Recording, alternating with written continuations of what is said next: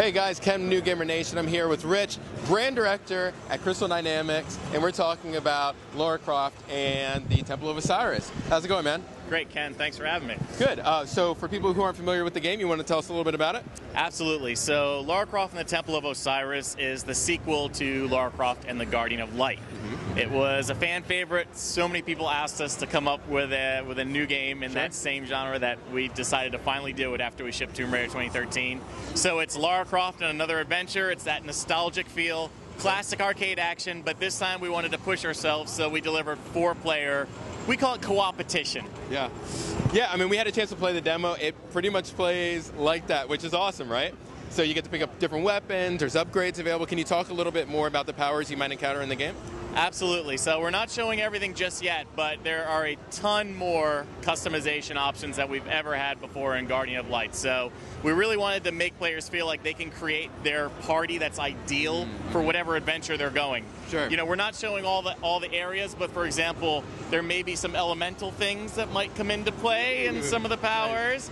And we really want to feel like you've got to get the right weapon, the right ring, and the right amulet to customize your party to overcome those things. We noticed that there was a lot of narration in this game. Like it does have a nice plot to it. Can you speak about that a little bit? Absolutely. So what happened is Lara Croft, she's an adventurer, she's an archaeologist, and she discovers the Temple of Osiris, but one of her rival archaeologists, Carter Bell, who is new to the canon, has come in and sets off a trap that curses both of them.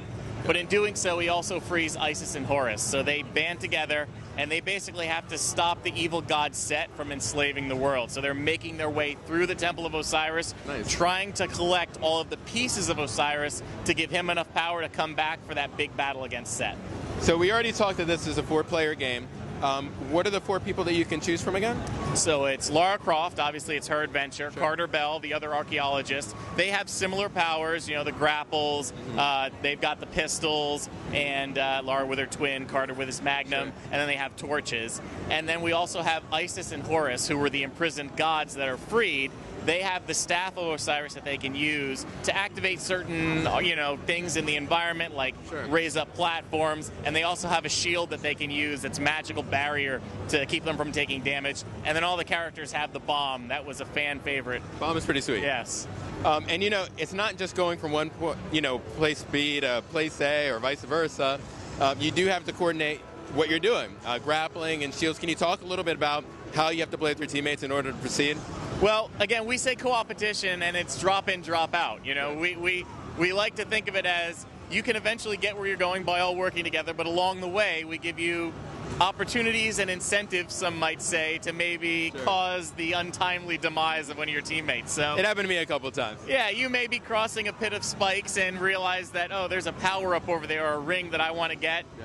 Maybe your teammate accidentally drops into the spikes. But you definitely will ultimately have to work together using, the magical shield, the grapple, the bombs, etc., to move forward through the temples. Nice. And we played it on the Xbox One. When can we expect it to reach the systems? So it's coming out to Xbox One, PS4, and PC on December 9th. Nice. And if anybody wants to get some more information, where can they go and check out more about the game? They can go to laracroft.com and get lots more details and screenshots. Okay, great. Hey, well, thanks so much, and have a great PAX. Thanks. You too, Ken.